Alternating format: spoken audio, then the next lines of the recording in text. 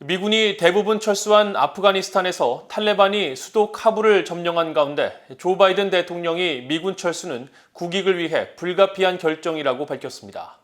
또 미국의 임무는 국가 건설이 아니며 싸울 의지가 없는 아프간인들을 위해 미군을 계속 희생시킬 수는 없다는 점도 분명히 했는데 이번 상황이 한반도 등에 미칠 파장도 주목됩니다.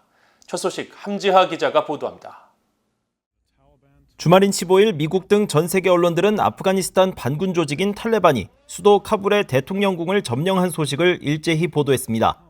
바이든 대통령이 미군의 아프간 지역 완전 철수를 발표한 지난 4월 14일 이후 약 넉 달 만에, 또 미군이 실제 철군을 시작한 5월 3일 이후 불과 석 달 만의 일입니다. 이에 따른 우려가 계속 높아지는 상황에서 바이든 대통령은 16일 대국민 연설을 통해 미군 철수 결정은 미국을 위한 최선이었다고 강조했습니다.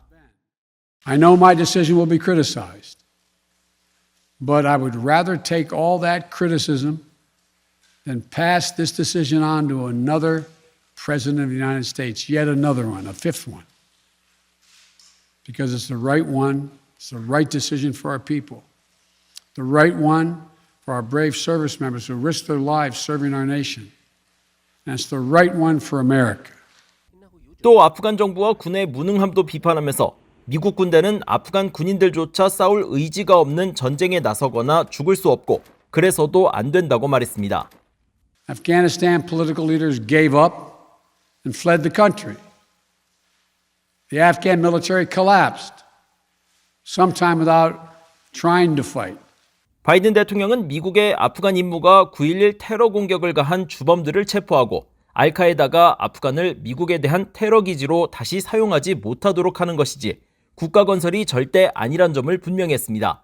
미국은 지난 2001년 9.11 테러를 일으킨 이슬람 무장단체 알카에다와 지도자 오사마 빈 라덴을 소탕하고 이들을 비호하던 아프간 탈레반 정권을 축출하기 위해 아프간에서 전쟁을 시작했지만 다양한 이유로 20년째 종결짓지 못했습니다.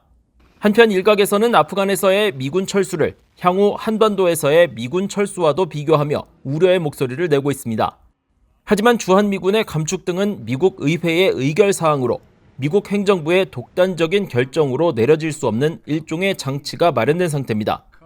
네드 프라이스 미 국무부 대변인은 지난 10일 정례 브리핑에서 아프간에서의 철군이 다른 나라에 주둔 중인 미군에 미칠 영향에 대한 질문에 주한미군과 아프간 미군 병력을 비교하는 데 신중해야 한다며 특정 국가를 다른 나라와 비교하는 건 어렵고 불가능하다고 말했습니다.